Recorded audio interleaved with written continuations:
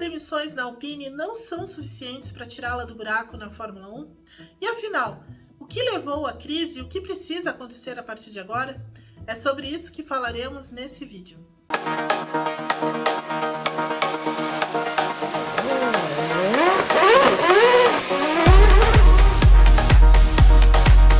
Olá, amigos do Grande Prêmio, tudo bem? Evelyn Guimarães por aqui. Antes de mais nada, peço que, se você ainda não se inscreveu no nosso canal, que o faça nesse momento. Também acione o sininho e permita que o seu celular receba as notificações, assim você não perde nada do nosso conteúdo. E claro, deixe um like aí no final desse vídeo. Muito bem, falemos um pouco então sobre a Alpine, que decidiu sacudir suas estruturas na semana passada, quando optou pela demissão aí de nomes importantes da chefia da equipe da Fórmula 1, né? Então, de uma vez só, eles demitiram o Otmar Szafnauer, que era o chefe da equipe, o diretor esportivo, Alan Perman, e o executivo técnico, Pat Fry. Tudo isso numa sexta-feira de Fórmula 1, né? Nas vésperas do GP da Bélgica, a última parada da Fórmula 1 antes das férias. O timing do anúncio, assim, chamou muito a atenção, porque, na verdade, ele escancarou a crise vivida pela Alpine em 2023, ele já veio na sequência de uma outra decisão da cúpula da Alpine e Renault também, né, a Renault mãe da Alpine aí, que foi a recolocação, né, a mudança de cargo do Laurent Rossi, que foi o diretor executivo da equipe, que foi agora, né, pela decisão deles, foi realocado para uma outra área que não lida com a Fórmula 1 também. Então, tudo isso veio em sequência e não dá para dizer outra coisa. A equipe está numa desordem, está num caos.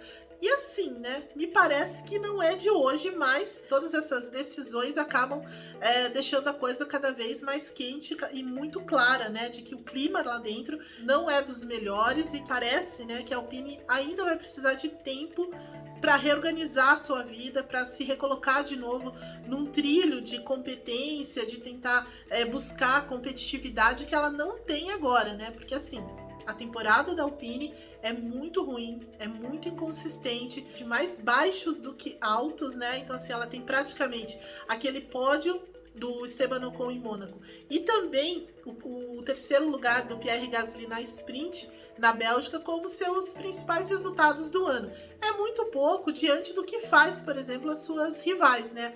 A Aston Martin no primeiro momento e a McLaren nessa fase final aí de primeira parte de temporada da Fórmula 1. Então, assim, tudo isso agravou essa crise da Alpine, sem dúvida nenhuma, mas a Alpine já vive nesse caos, digamos assim, nessa confusão, nessa desordem, há muito tempo, né? Então, assim, essa crise, o que levou a isso, na verdade, vem praticamente desde que a Renault decidiu voltar para a Fórmula 1 lá em 2016, se a gente for pensar bem, né? Porque lá atrás, o que aconteceu?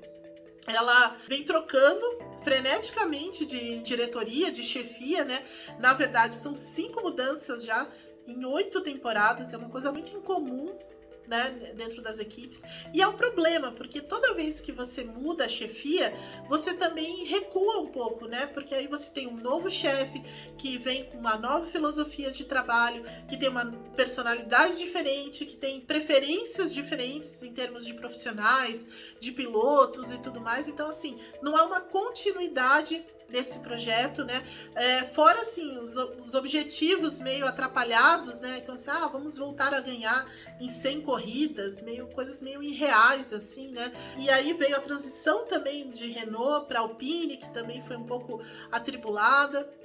Então tudo isso gera, né, em algum momento, essa crise, esse caos, porque você tem muitas mudanças, você tem uma falta de segurança da equipe muito grande e que foi agravada por outras situações, né? Então, no ano passado, por exemplo, quando eles têm aquele imbróglio Alonso-Piastri, aquilo praticamente matou a equipe, né? Quando você passa 6 meses enrolando um cara como o Fernando Alonso, né? Inclusive o Alonso falou lá na Bélgica que ficou muito sentido com a Alpine, porque um dos problemas, uma das questões que eles colocavam a todo momento na mesa era a idade dele, o que ele poderia fazer e tudo mais, e ele ali se sentindo muito pleno, né? Entregar o melhor resultado, então ele ficou muito magoado com isso.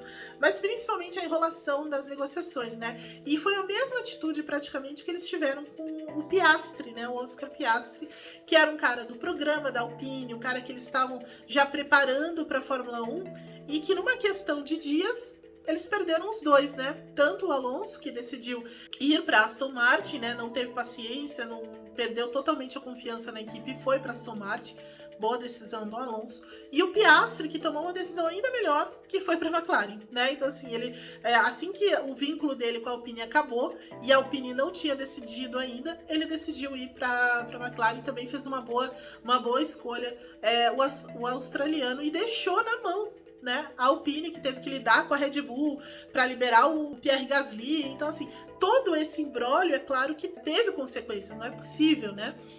Mas aí a equipe chega em 2023 com Gasly e Ocon, uma dupla francesa, uma dupla forte, né? Porque os dois já venceram corridas, são pilotos muito rápidos e tudo mais, mas não tem um carro confiável, não tem um carro competitivo, né?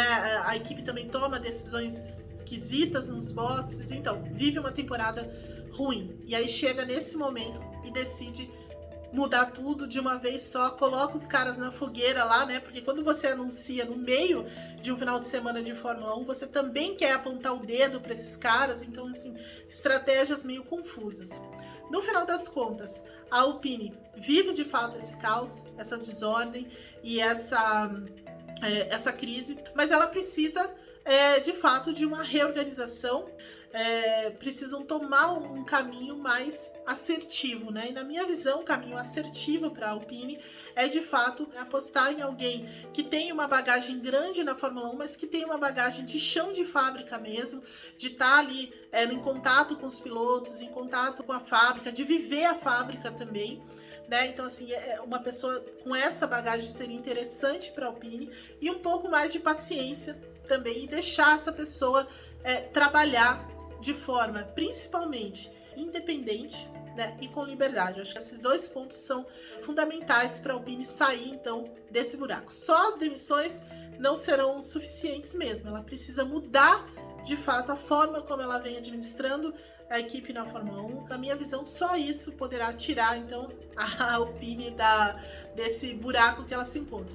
Ter um cara lá dizendo que a gestão é amadora, como fez o Rossi, e todas essas confusões envolvendo pilotos, não dá, né? Vai contra todos esses fatores que você precisa para uma equipe de Fórmula 1, que é a união, você ter uma certa cumplicidade e emprestar a sua personalidade ali de liderança e tudo mais para a equipe, que a Alpine não teve ainda, e agora ela terá de procurar muito bem essa pessoa para assumir mais dentro desses pontos. Diz para mim, na sua opinião, que falta a Alpine se ela deslancha de vez, tá bom?